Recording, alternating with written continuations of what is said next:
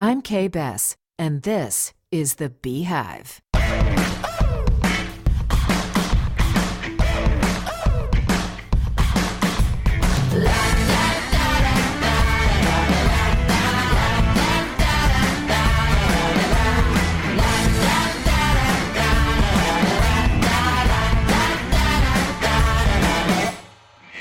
Women in voiceover, the voices of the fairer sex that keep the wheels of commerce and creativity moving in this country. Voices you hear every day, but names you likely don't know until now.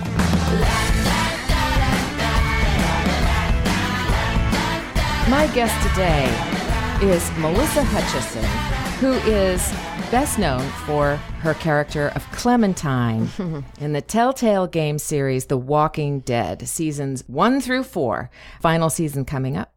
Melissa won the Spike TV VGA Award for Best Performance for Clementine, is that correct? Yes. And 2 BAFTA nominations, as well as some other nominations that are just too numerous to list here. Yeah. And she has also had the opportunity to voice some characters, some well-beloved characters that she grew up with, including Bart Simpson on one episode of Portlandia. And she also got to voice Rudolph the Red-Nosed Reindeer on some TV spots, which is fantastic. She voices 2 characters from the Goonies, Mikey and Data for Lego's Dimensions game. She is currently working on 2 animated series, Space Racers and Yokai Watch. Welcome to the Beehive, Melissa Hutchison. We've been trying to get you on this show for months, but you're just so busy. Yeah. I'm very, very, very happy to be sitting here right now with you. And this is just cool because I admire you as an actress in our industry. So that is very kind of you to say. Yeah. Well, I'm glad we finally.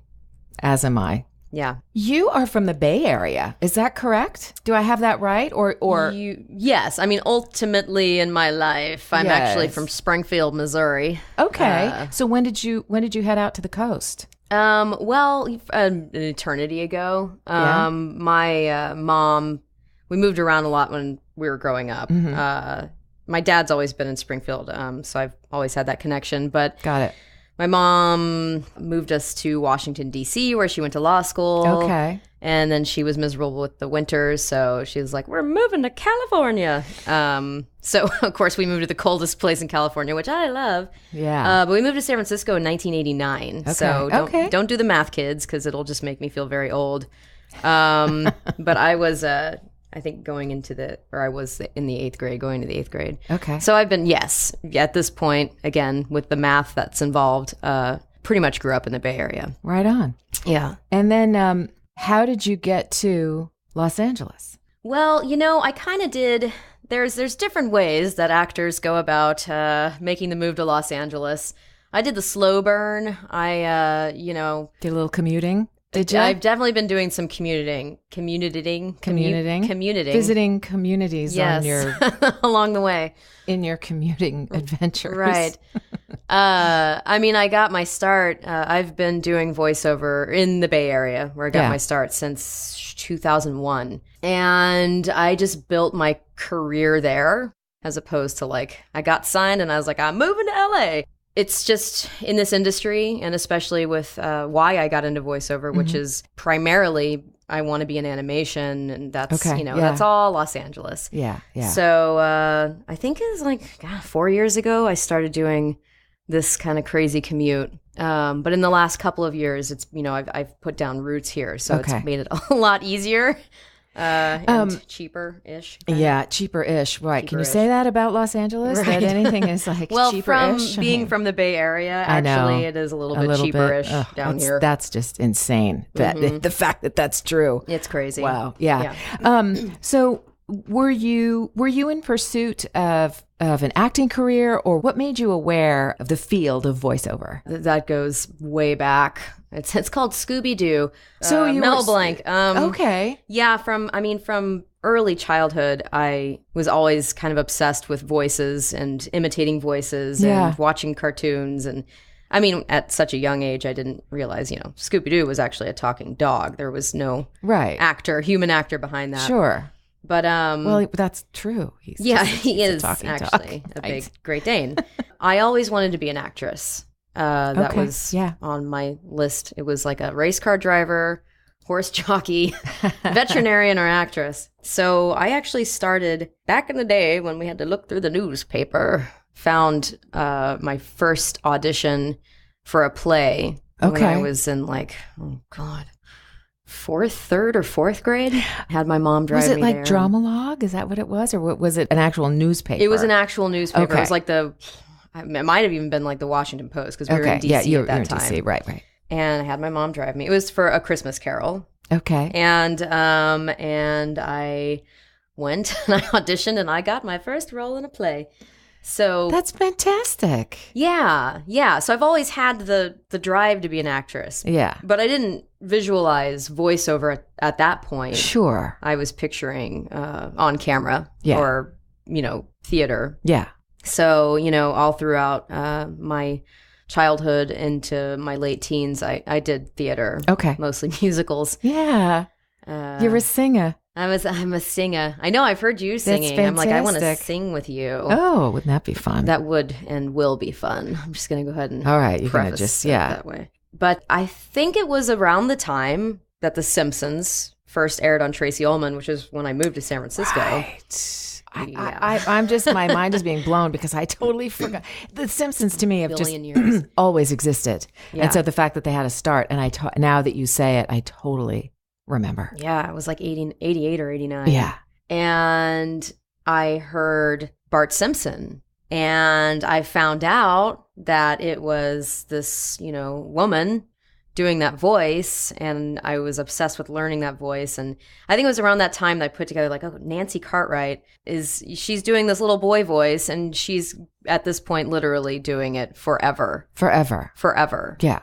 I think that was around the time that I put together that oh yeah, wow, people get paid to do that. Oh my God, how fun would that be? Yeah, how do I do that? How the hell do I do that? Yeah. Now, jump ahead about, another 10 years, because I didn't actually pursue voiceover until I was in my mid-20s. So it took me a while, and I had stopped, from my late teens to mid-20s, I don't know, I did what you do at that age. You follow the Grateful Dead, and whatever. Yeah, right. That's what I did. That's another story for another podcast. Yes. Honestly, I was working a job where I was miserable, commuting into the city, and just feeling like, what the hell am I doing with my life? Did you take a class? You saw something like, maybe I can learn how to do this, or? My story's an odd one. My very best friend, her cousin, Sessa Sullivan Marshall, was doing the Sprint PCS spots back in the days, sure. The taglines for television, radio, all of that. And I was talking with Amanda about that, and I was like, oh, wow, yeah, voiceover, how'd you get into that? That sounds like something I should be doing. Duh. Yeah. This is where my story, I bypassed a bunch of hoops because I actually went to high school with my agent in San Francisco. Oh, how fabulous. Yeah. So he knew I was an actor. He's seen me in shows and stuff. Yeah. But he brought me in, I called him and I was like, hey, I really want to get into... And this is in San Francisco. You're in San Francisco. At Stars, the agency. Stars. Okay, yes, Nate Tico. He's still there. Yeah, sure. Nate, Nate. Yeah, absolutely. He's the best. Yeah. So, he sat me down and talked with me for a while, and he's like, here's what you need to do. You need to take, you need to take some beginner classes, but I'm going to start bringing you in to try things out. Yeah. And that's kind of all she wrote. That's fantastic. It's funny. People do have different, entry points. Yeah. And sometimes, there's a large, I would say most of us start without knowing anyone or knowing anything. And we fall into something, right? Like I was doing jingles in Santa Barbara, right?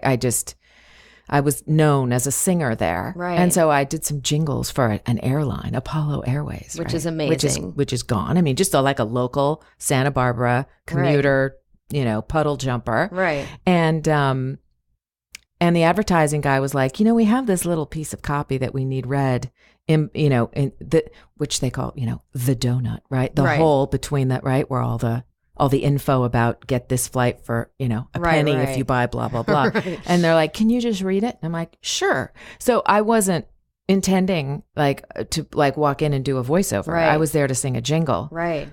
And that was in my head when I was in LA and was like, a voiceover class. I did one of those. Maybe I should go to that class. Yeah. So thank God you did. It's just like, and so to go to school with someone who's in it and is like, sure. But if you sucked, I'm sure that he wouldn't be like, well, we're just, we're going to keep you on the rolls and right on the right. books here. And, you can say you have an agent. Right. Right. But it is fascinating to me. Some people seem sort of destined, in the sense that things just fall in line.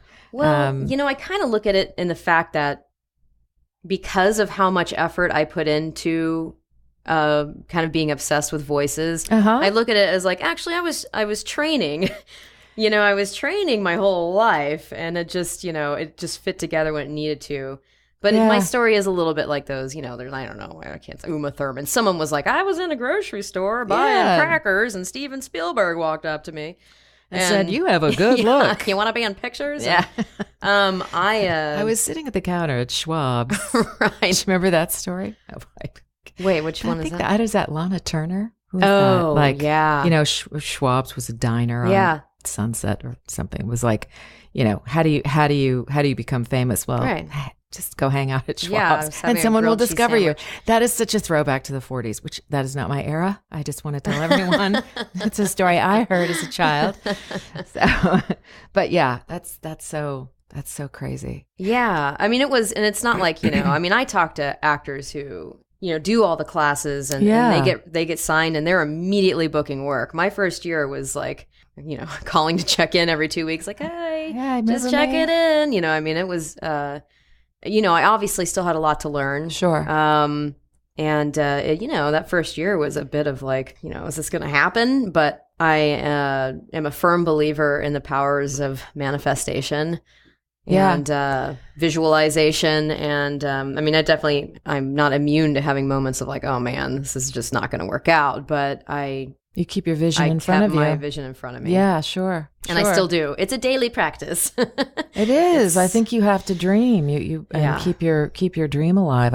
I totally agree. I think every once in a while we have to, even I think for beginners and experienced people alike, you have to keep yourself looking forward and saying, okay, what is it that I want? And how am I going to make that happen? But it starts with like, what's there? And kind of throwing it out there, believing in it, know? Yeah, it's kind of, just this industry in general, and I talk to people who want to get into it, and, I just try to make that clear without it being like, it can crush you, kid.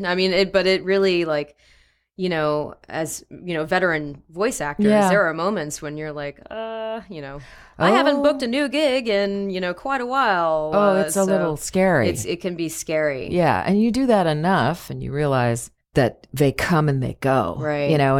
Then you experience that enough, you realize that it's going to go, and that and the work will come again, and there are lulls and there are things it's like, what do you do with your lull time? Right, refresh your demos, redo your website, take a class, take a workshop, whatever, to keep yourself kind of in the game. Do a little dreaming. Well, and especially here in Los Angeles and San Francisco, there's not, you don't have to do as much of that networking. It doesn't hurt ever, but there's just here in LA. That's definitely one of the first things I learned. And thank God for Sissy Jones, because she is like the master of all networking. I wish I could hire her. I know. I like, are you up for hire? I was just at PAX West with her in Seattle. And I felt like I was watching Anthony Robbins, at work, and it was just effortless on her part. Like, she's just really good at it. She's very magical. She's very gregarious, very, and I'm like, little introverted person who really has to muster it, I gotta but I saw a quote, which I thought was really great because, we do talk about manifestation and dreaming and sort of putting your goals out there. And right alongside that kind of stuff, I saw a quote on Twitter or something that said, but remember, this is a unicorn-free zone, which means do your dreaming, but no amount of dreaming is going to get you to your dream if you're not very good. Let's not pretend here. Yeah. If this is not suited to you, and there are, I think the vast majority of people who attempt it, it's not suited to them. Right. Your sort of dream and vision alone isn't enough. Right. You know, it's imperative. Yeah. But it's not enough. Oh, so for I sure. just thought that was like a unicorn-free zone. Oh Yeah. my God, that was just so great. It is. A little dose of reality. Totally. You can sit at home all day and stare at a dream board. But if Exactly. you're not actually getting up and like leaving the house and making a phone call or looking forward, Or getting better. Or getting better. Yeah. Yeah. It's, and in this industry, as you know, it changes. Commercial used to be like, I love using Tide for my family. It used to be this like, we wanted to very Procter and Gamble. sell it. And now they're like Aubrey Plaza from Parks and Rec. It went from that all the way to like, this kind of monotone, like just throw it away. I don't care. Like talk like you're talking to your friends. I'm like, well, I don't talk to my friends like that. Right. I'm actually very animated. Yeah, we used to call that big read the Procter and Gamble read. The Procter and Gamble read. It was like what everybody wanted. I use Clorox too. It's like very. Right. It's real, but in a commercially way. Right. Yeah. Well, that was that's a learning process. I mean, I would take classes and get directed. Here in LA. Because that's what you do. And just wrapping my head around that. I'm like, why am I not booking, more commercial spots? And I'd see the commercials that I auditioned for. And sometimes you'd be surprised. You're like, well, hey, they went with the Sally read when they told me to be flat. That happens all the time. Right. But I think, too, that they want to book the non-Sally read. And so that is what gets hired, but that isn't how they end up doing the job because you've got clients who are like, we really need for Tide, to be the best thing. Right. She doesn't sound excited. Yeah, she needs to sound more excited about using Tide. So I think it changes between booking the job and actually doing the job, you know? So, you still have a shall I say, a toe in the San Francisco Bay. I do. In that you have a little place up there that you sometimes, and I know she would like for me to qualify that it's a tiny little rent-controlled closet. Yes, my chateau. Yeah, her chateau. In Nob Hill, no. Her 15-room chateau. Right. Do you have a studio up there in your tiny little closet up there? It is a closet, literally. The soundproofing is clothes. Yeah, sure. USB mic. I did that forever. And my laptop. Okay. And then you have a studio here in your first residence. Yes, it's a closet. That's another closet. It's a bigger closet. Less soundproof. I need to work on that because it's.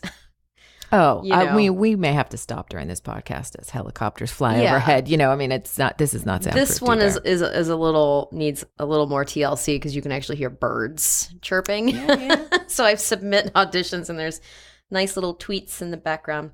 But yeah, no, I it's pretty. Pretty. What's the word? Pretty rudimentary. Yeah, rudimentary.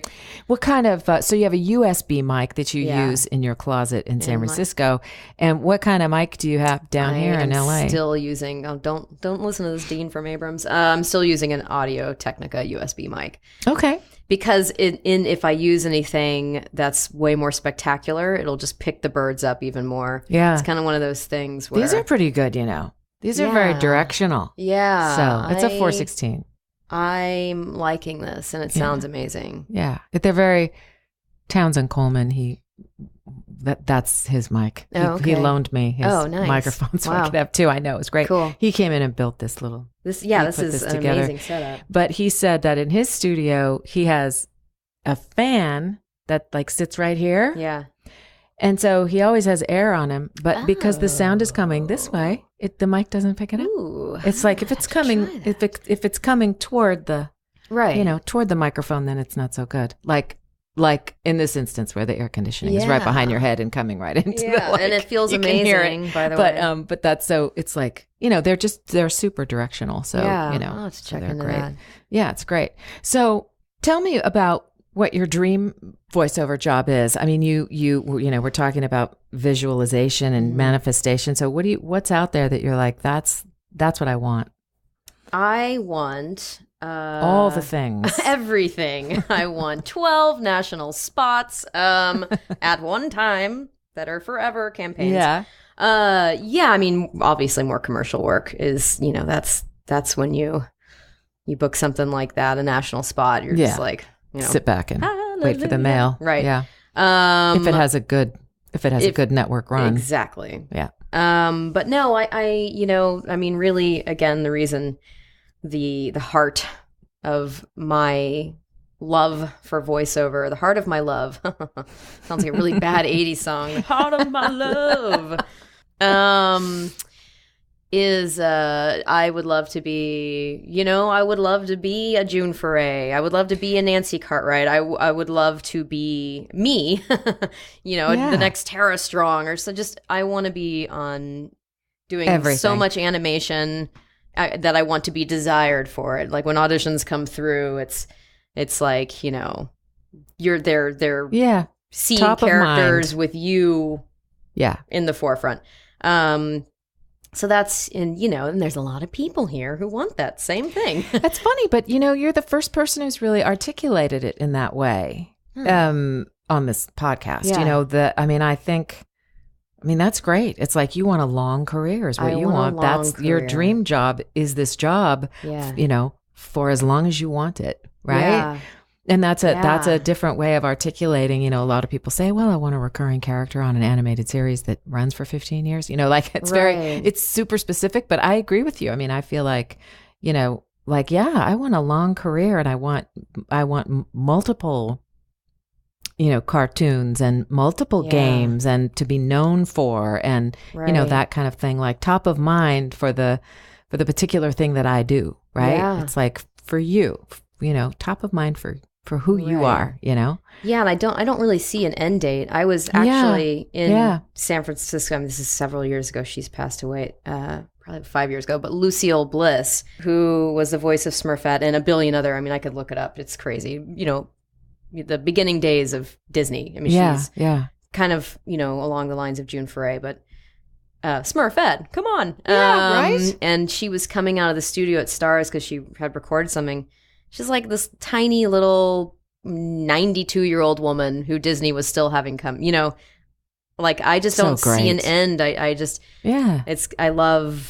am very beyond grateful to say that I just absolutely love what I do. Yeah. And I don't see like, well, I'll do it till I'm about 70 and hopefully I'll have I just don't see an end. Yeah. Yeah. There's no end. Yeah. So there's no end. I totally get that. Yeah. Yeah. How did you go about winning the role of Clementine in the Walking Dead series of video games? I've worked with Telltale Games for a long time. I go all the way back to Sam and Max. Can't think of the years. Probably 2005. I might be wrong or whatever. It's been, I've done quite a few games with them before The Walking Dead. So when the audition for The Walking Dead came through, this was different. I mean, they just did Back to the Future.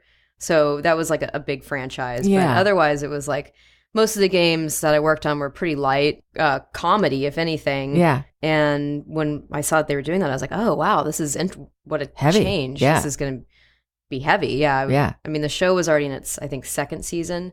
And I was already a big fan of the show. Yeah, which is cool. That's cool. Yeah. So, they sent out the audition. There's, all the character descriptions and here's all the female roles. And the only one I actually didn't read for is the one that Sissy booked because they wanted like a Dutch accent. And I was like, that's going to sound comical from me. It'll just sound like the Swedish chef or it'll just be dumb. Who's the Muppet? Yeah.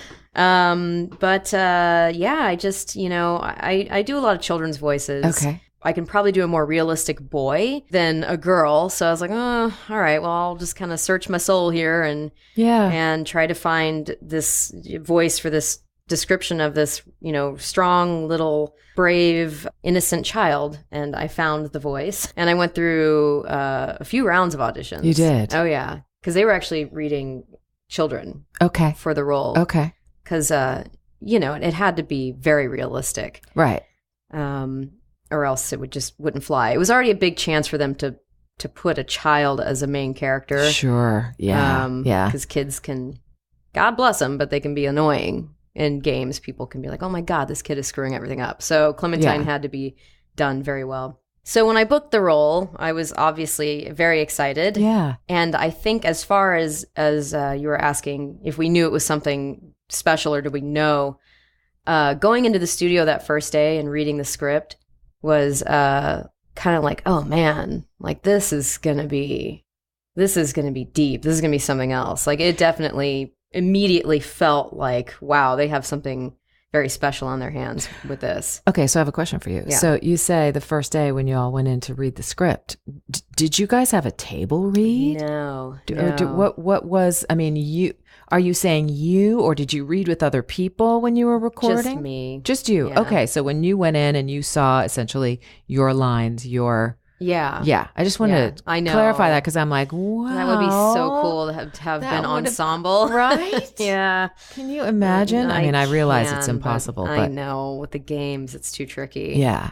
Very tricky. But after that first season, I mean, each episode, there were 5 episodes in each season. And, reading the reviews after each one was released, and it was just like, oh, wow, okay, wow, this is doing really well. And then, each season, the relationship between Clementine and the playable character played by Dave Fennoy, Lee. Oh, Dave. If I had men on this program, I'd have Dave on, but I don't. So we'll just talk about him. Sorry, Dave. We'll talk. We will speak high regard. Of you, yes. They just built it. I mean, without spoiling too much for anybody who hasn't played, it's heartbreaking. It's a heartbreaking relationship. And, the game was, literally one of the very first games. I mean, I can't speak for everybody in the world, but that actually kind of punched people in the heart. And opened the door, right? To others.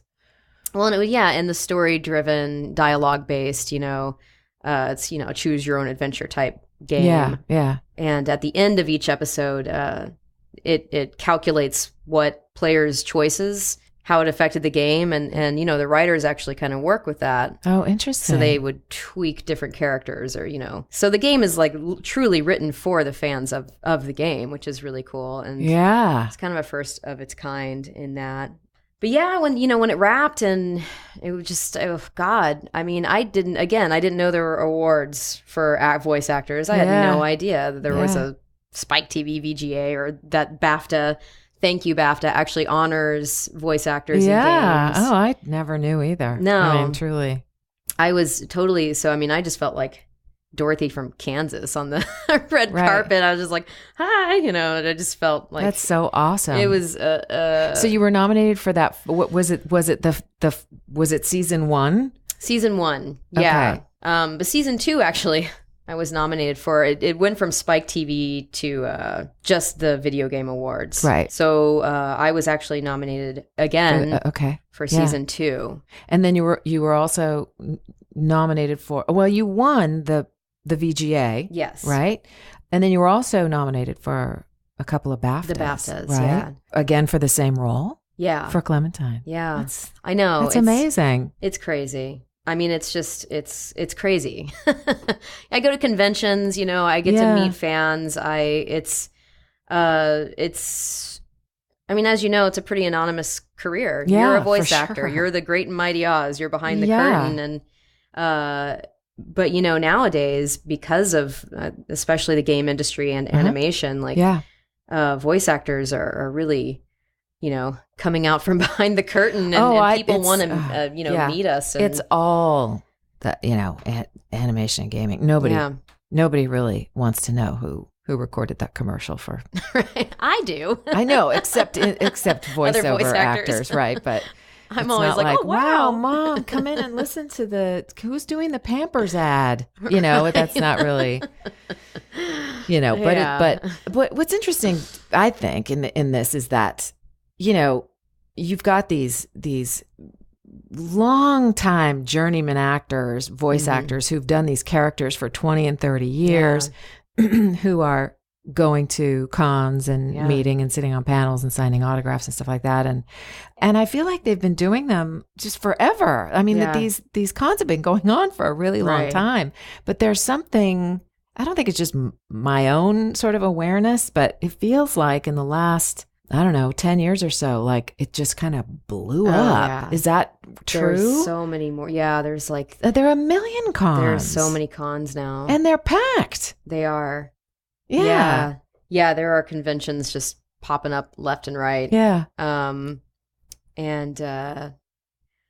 Yeah. I have to say, I remember thinking, Rob Paulson and I have been friends for, decades, right? Right. And I remember, and of course I've known of Maurice LaMarche forever. Right. But because I didn't live in the animation world, I mean, I didn't at all. Mm-hmm. And so, but most animation actors, they also do commercial work, and they also, all that kind of stuff. So I would every once in a while see a guy like Maurice at the Voice Caster or something like that. And I remember, like, I think it was in the mid 90s, right? Mid to late 90s. And somebody was talking about Maurice LaMarche. And I remember thinking to myself, I wonder what happened to him. Oh, that's funny. I never see him around anymore, like somehow, his career just went south. He's like, I just traveled back from Italy from a convention, and I'm going to be accepting my 10th Emmy Award. Right, right. But I think that just goes to show that that the worlds are separate. Yeah, you can be and I remember having lunch with Rob after not seeing him for a super long time, right. And we're sitting having lunch in Burbank somewhere, and he goes to me, I haven't seen you in forever. Are you still doing voiceover? Oh my God, that's this hilarious. kind of like indignant, like inside, like, yes, of course I'm doing voiceover. Yeah, right. Like, what else would I be doing? But then I was like, well, yeah, I'm doing right. commercial work. And yeah. But he had no clue. Right. We don't travel in the same circles. I mean, right. we're starting to, but it was just, they're so disparate, right. So, right. But all of the time that I've spent in voiceover has never been about celebrity. Ever. Celebrities come in, but they're celebrities because of other things. Right, and, exactly. Their Oscars and their Emmys and all that kind of stuff. But voice actors have never been about celebrity. Right. So it's an interesting thing. Which I quite love about the voiceover industry and the people, the players that are in it. There's, and I'm not saying that, there's, I don't know.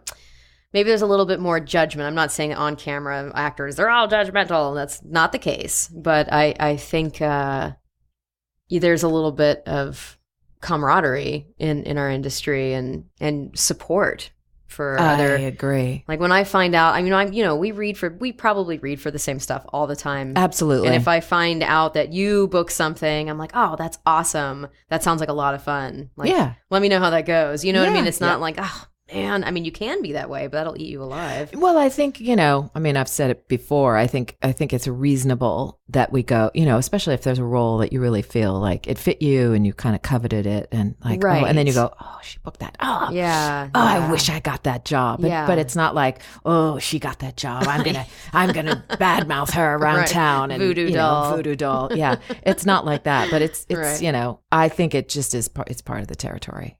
We just know. But there's something about on camera stuff where I don't think the intention is to be more judgy. I just think you can't help but look at someone that you're sitting next to and go, she'll oh never. My God. Or like, oh my God, she's so pretty. Yeah, exactly. I bet she looks great on camera. Like, right. And what do I look like? Yeah. I shouldn't have worn this brown jumpsuit today. Yeah, like this isn't right. Right. So much of it is about what you look like and how you appear on camera, Right. But when you're in a booth, yeah. the only thing that matters is what comes out of your mouth, right. And if you suck, people know it immediately. Yeah. And you're not going to compete. It's not like, she looked really good on camera, so we're going to hire her for that voiceover. It's like not, right. That's not a part of the deal. So yeah. I think it comes with the territory. There's a, I don't know. I hated on camera stuff, I thought I might try it again, but I'm like, oh, it still feels bad to me. It's just. Yeah, I would love to do on camera work. But again, I want to be in a grocery store, staring at potato chips. Steven Spielberg. I have my own trailer. Yeah, exactly. I'm instantly. Yeah, like you're perfect. You don't even have to audition. Yeah, we don't even need to know. Yeah. If you can act or not, you're the one. There's so much work that goes into, after doing voiceover for so long, because I've thought about it. I'm like, well, maybe I should try some on camera work. But I'm like, oh man. I know. That would be, and I'm not close to it. I keep doors open. Yeah, nor am I. It's a different avenue of work. It's a different beast. Right. It really is. What would you say is the most important thing that you've learned being a voice actor? Like if there's a big Melissa's life rule that she learned from being a voice actor. Oh, God. Wow. Deep thoughts. Yeah.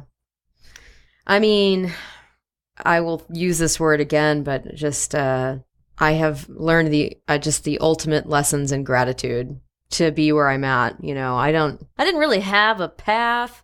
I have a different story of growing up, and I was never really college bound. That just wasn't my gig, and being able to find this niche and actually thrive within it and be so incredibly happy. Just nothing but gratitude. And I know that's kind of more of a personal what I get from it, but they overlap. That you can't. That is. I think that's a great lesson to learn from. Yeah. From being in it, or a realization to have. Yeah. Yeah. So. It's very humbling, and it keeps you, maintaining your life with a voiceover career. Yeah. Financially, personally, physically, whatever, all of those things, it's just very humbling. Yeah. And I think, again, some people get lost in their heads and just kind of take more of the negative than the positive. And, it's been a really huge lesson for my life, and not just with voiceover. It's taught me how to live that way out of my work, out of my career. Yeah. Just massive amount of gratitude. Can you point to any significant crossroads that came to bear in your voiceover career? Something where it's like, a decision, an obstacle, a hurdle that you had to get over or get through in order to keep walking the path, or to find the thing that you wanted, to realize the dream, to, so I think oftentimes our best moments come directly out of our darkest time, Right. And I'm kind of fascinated with that bit of the human experience.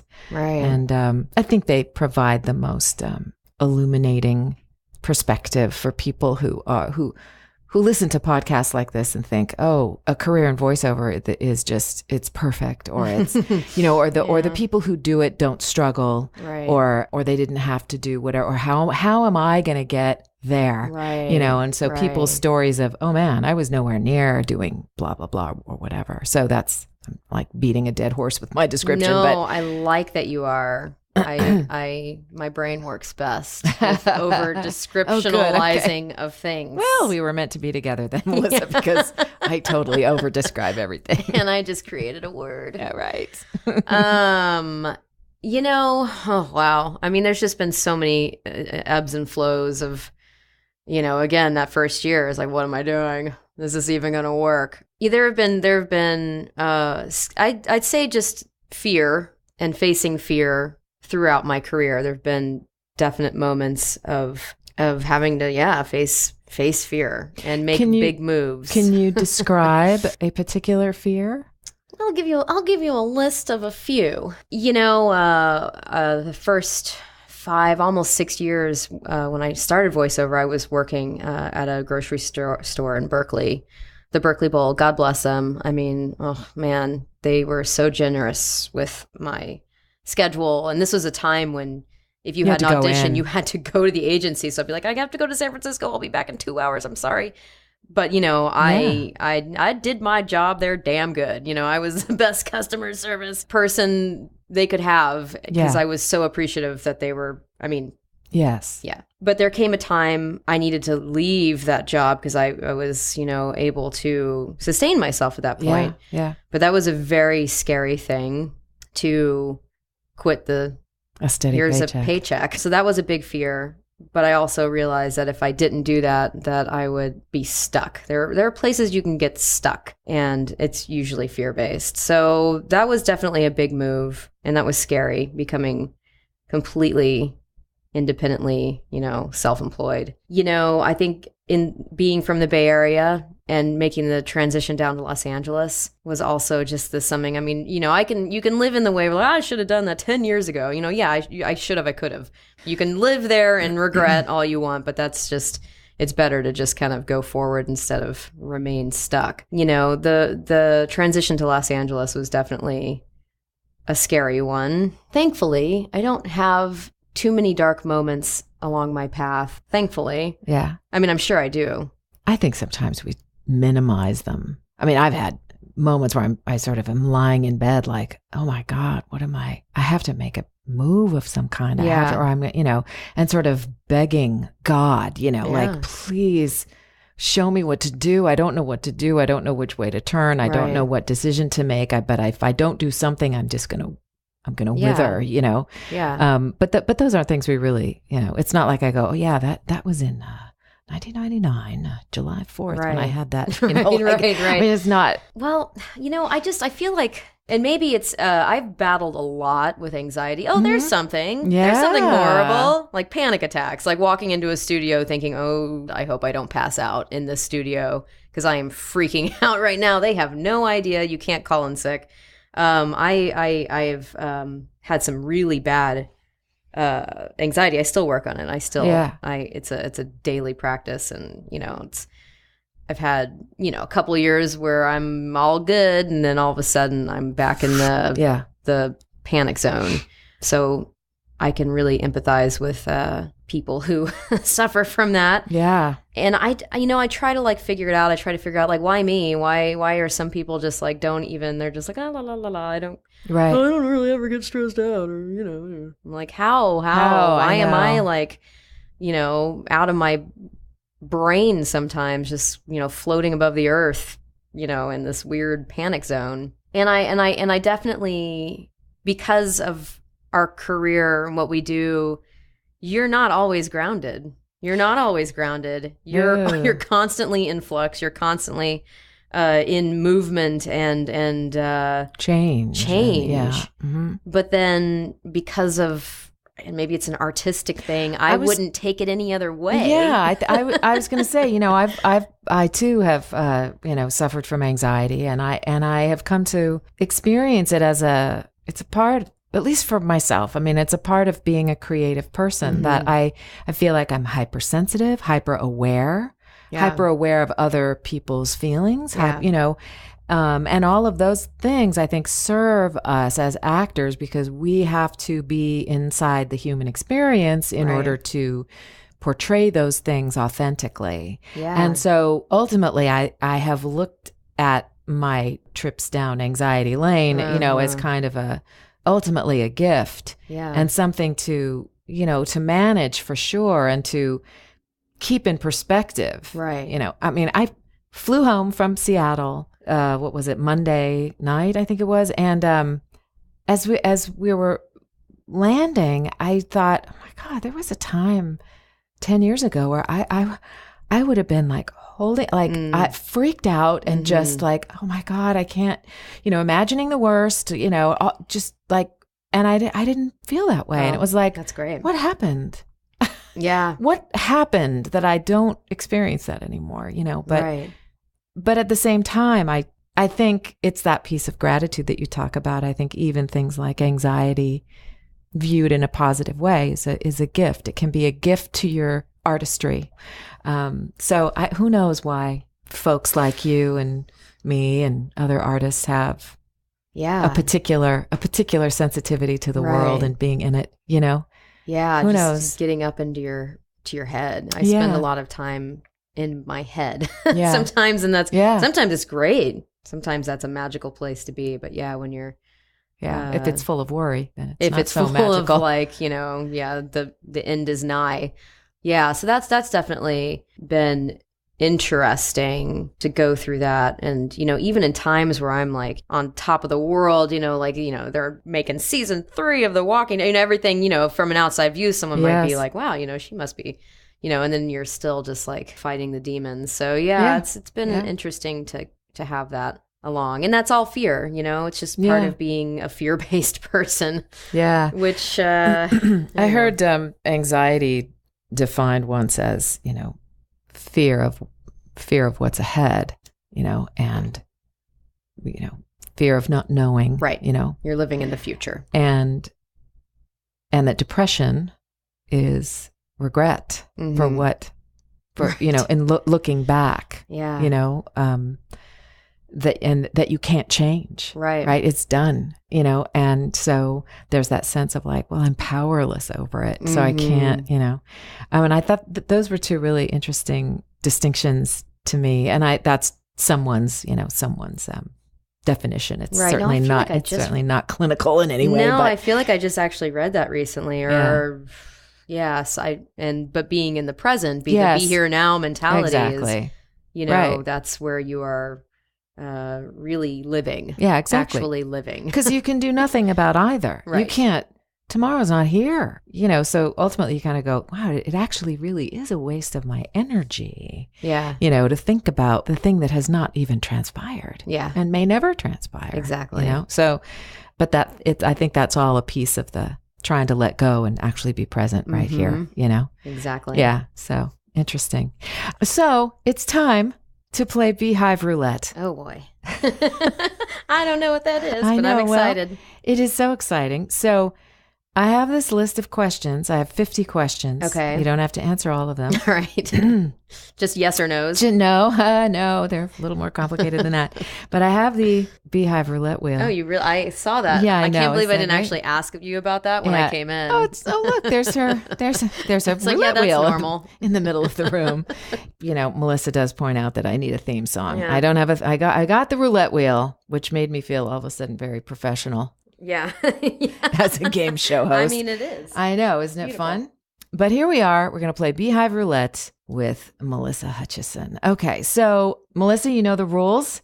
You're going to give it a spin. Right. You're going to answer 10 questions. Are there wrong answers? There are no wrong answers. All right. Don't worry. All right. Spinning. Yeah. $1. Number 9. Are you cynical? No.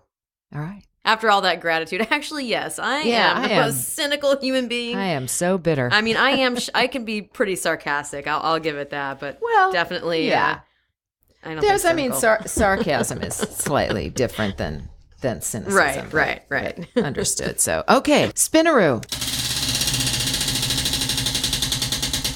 It's a nice sound, isn't it? I like that. Oh, what? Ooh, 24. It's my birthday date. Oh, birthday what month? date. October. Right. It's coming up. Dear 24. Lord. How do you like your eggs? Scrambled. I like them scrambled. Do you put anything on them? Salsa, ketchup. Salt, pepper, and I scramble them with a little cream, not milk, like half and half or heavy whipping. Yummy. Yeah, you gotta go for it. Some Gruyere cheese. And then, salsa, this maybe is sounding tortilla a little chip. bit French to me. Yes, but then you throw in the tortilla and chip, salsa. and it's over, yes. Right. 40. What's your favorite dessert? I'm not really a sweets person. It could be cheese. It could be cheese, like a cheesecake. I'm going to have to go with like a really good like brioche bread pudding with like fresh strawberries on it. So it's a buttery, savory, but very sweet. A mix of all of those things. Sounds delicious. Yeah. All right. Number 5. What's your favorite lunch meat? Peppered sliced turkey. All right. Although if I want to go fancy, even though it's just basically bologna, mortadella. Mortadella. Okay. Spinning. Spin.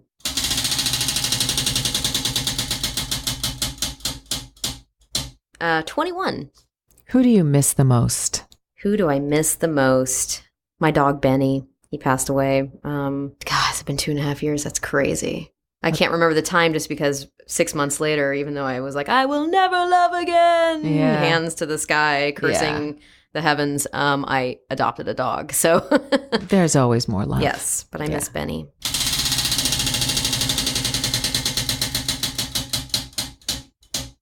$16. Window or aisle? Window, 100% all the time. Window. I will be upset if I don't have a window. Right on. Yeah. I used to be an aisle person. Really? And I was super fearful of flying. Oh. Because it was like, I got to get out. I got to be the first out, right? But now I'm like, window. I want the window. See, I am fearful of flying. I mean, I've gotten much better, but my you have to theory see, right? was, yes, I want to see the impending doom coming at me at 300 miles an hour. I don't know why. For some reasons, being able to look out the window and like see the earth, or if the plane is shaking, you're like, okay, it's a cloud. No, I get that. So I also like to stare at the earth. I actually get angry. There's cloud cover? No, I don't mind that. It's like people get on the plane and they close their window shade, and the whole flight, they don't even look out. I'm like, why do you are realize? you by the window? Yeah, you are flying in a metal tube at like 36,000 feet. There's an earth below you. You don't want to see that? I know. Anyways. I always wanted to fly on the Concorde before they, stopped. Yeah. Because I wanted to see the curve of the earth. Yeah.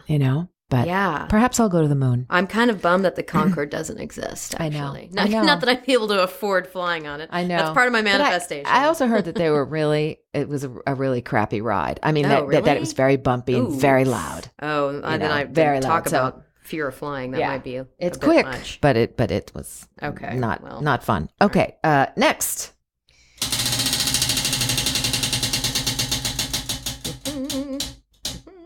Number 2. What's your sign? I'm a Scorpio. Scorpio. Very much so. What are the attributes of a Scorpio?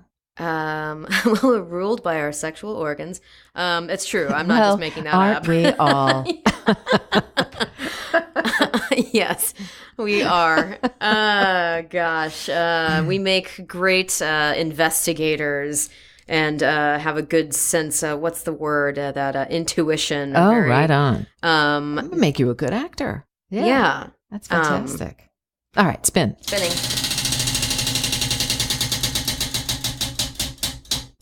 Let's go with 42. What's your favorite cocktail? I mean, I'm always good for a good old fashioned, not a bad one. But recently I've been on the spicy kind of like... Ooh, like a spicy margarita, like a jalapeno margarita kind of thing? Yeah, I'm not as... if it's Serrano. Yes. If it's not too sweet. Like if it's like a hand muddled, like we grew these limes on our organic tree. Yes. Like that I can handle it. But yeah, like a good... with fresh lime juice. I mean, fresh not lime, this sweet and not... fresh peppers, muddled. Over ice, no salt personally. Maybe a little cilantro in there. Ooh. Yeah. So a spicy cocktail. Sounds delicious. Yeah. All right. One more spin for you. It? No. Oh. Go ahead.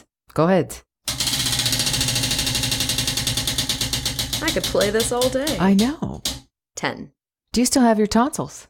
Yes, I do. Did you ever have tonsil trouble? Ever? No, I had strep throat a billion times growing up, but I think all kids had strep throat a billion times. Yeah, I think so. But no, I still have my tonsils. Right on. Yeah. Yeah.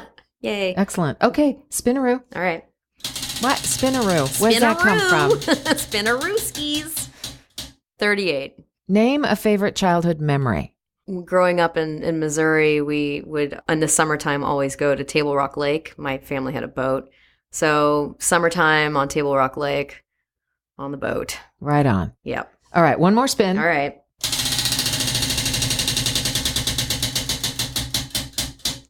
50. Name something most people don't know about you. God. That's probably... But there's a reason they don't know it, Kay. I know. I'm a vampire.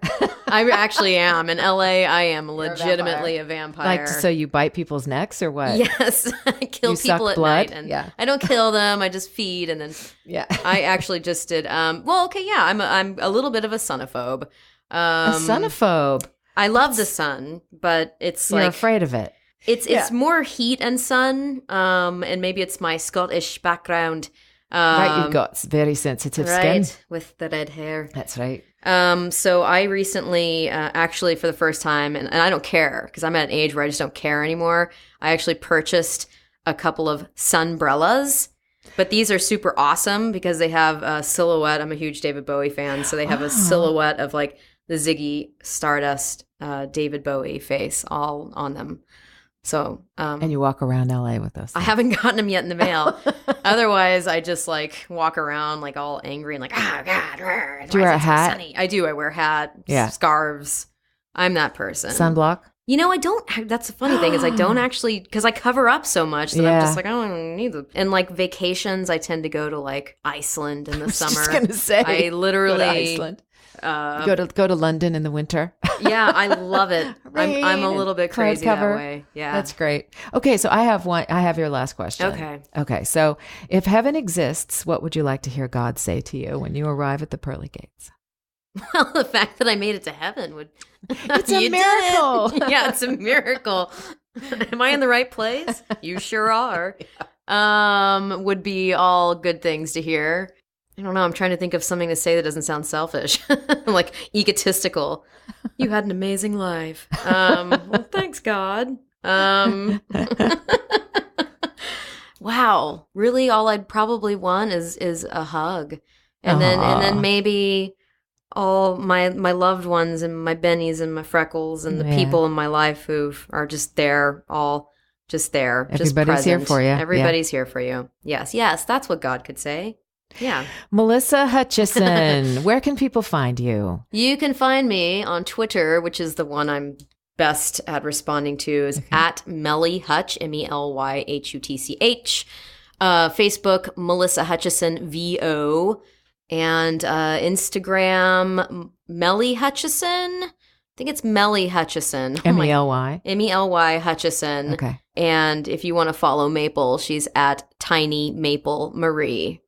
That's Maple? That's my dog. Oh, that's so cute. I have an Instagram account for my dog. You do? Oh, I'm going to have to check Stella's it out. got ears. Stella's got ears. Just huge ears. That is Maple. Yeah. I think those are on website, melissahutchison.com. Okay, perfect. Yep. Excellent. Thank you so much for being here. I'm so happy. Yay. Thank you. Thanks for joining me today in the Beehive. For podcast notes, pictures, and more information on my guests, visit the podcast website, thebeehivepodcast.com. Find me at my website, kbess.com. Follow me on Twitter at kbess, and subscribe to my channel on YouTube. If you've a mind to, please post a review of the podcast on iTunes. Kind words are like honey, sweet to the soul and good for the bones. Come back for more Women in Voiceover next time in the Beehive.